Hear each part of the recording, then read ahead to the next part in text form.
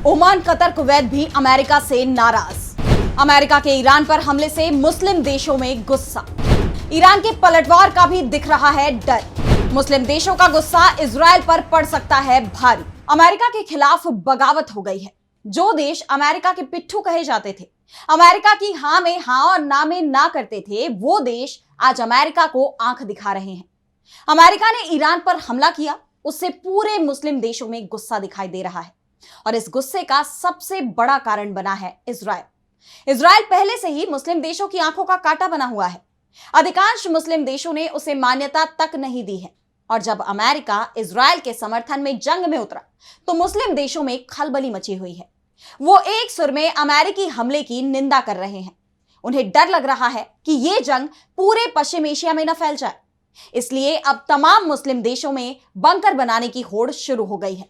हर मंत्रालय में बंकर बनाया जा रहा है, जिसके बाद सवाल उठ रहे हैं कि क्या अब मुस्लिम देश अमेरिका का साथ छोड़ने को तैयार है?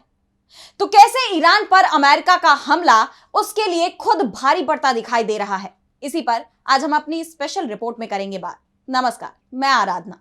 तो शुरू करते हैं हमारी एक खास रिपोर्ट। तो इजराइल ईरान युद्ध अब अपने सबसे खतरनाक मोड़ पर पहुंच गया है।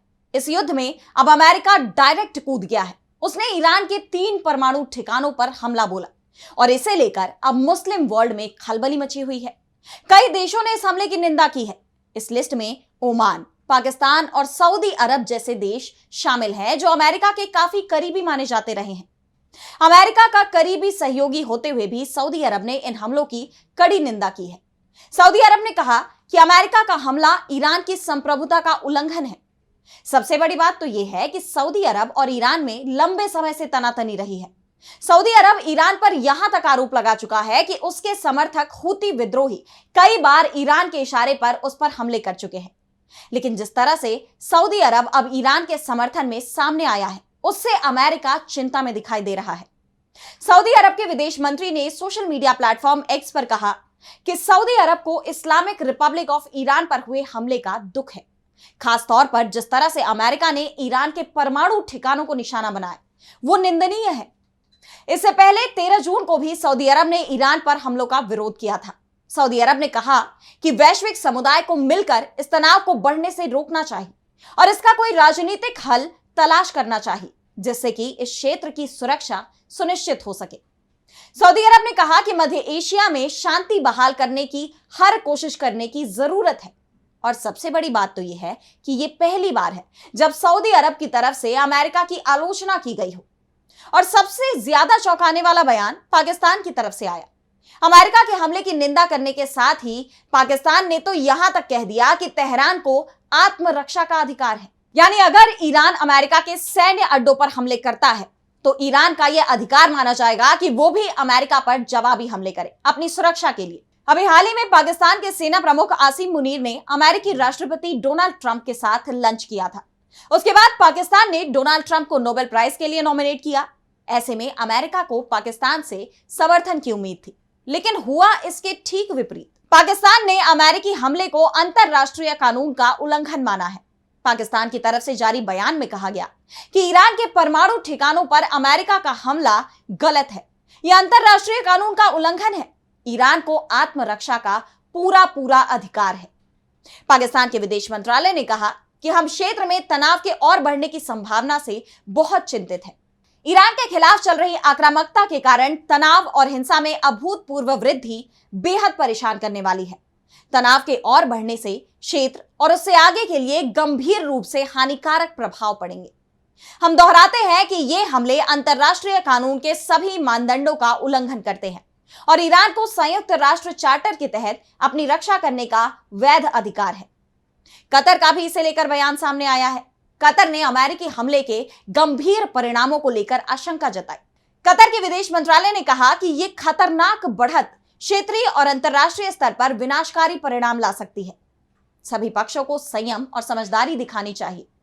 तो ओमान ने भी अमेरिकी कार्रवाई पर सवाल उठाए हैं।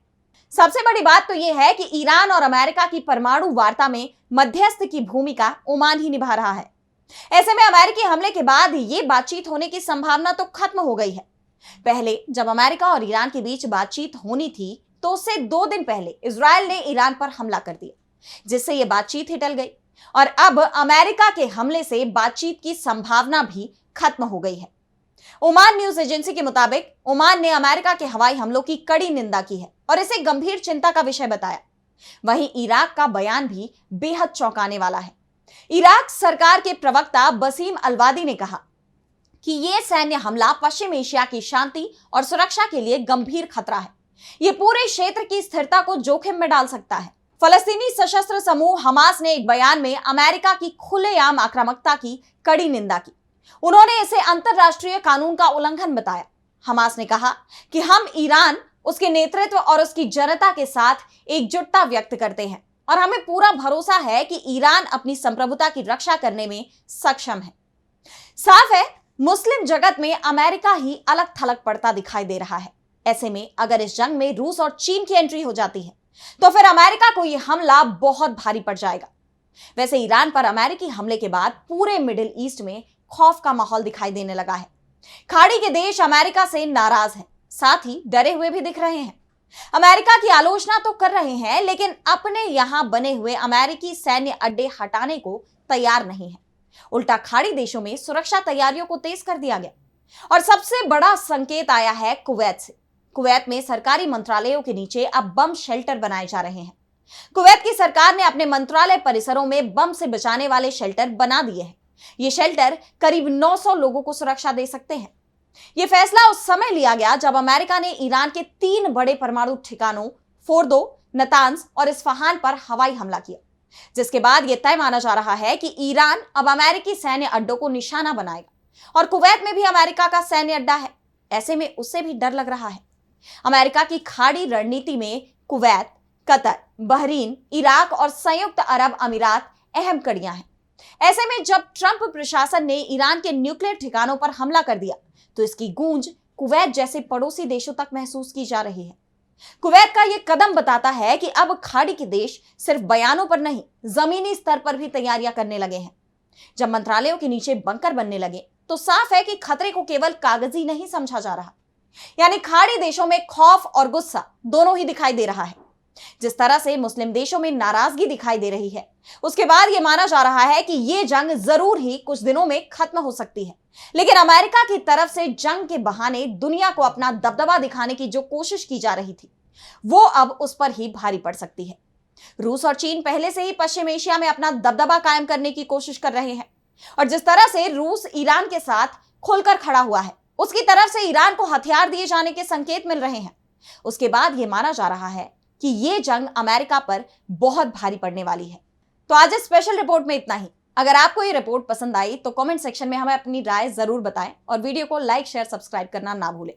फिलहाल आज के लिए बस इतना ही। देश दुनिया की तमाम खबरों के लिए बने रहिए डीबी लाइव के साथ और मुझे दीजिए इजाजत। नमस्कार।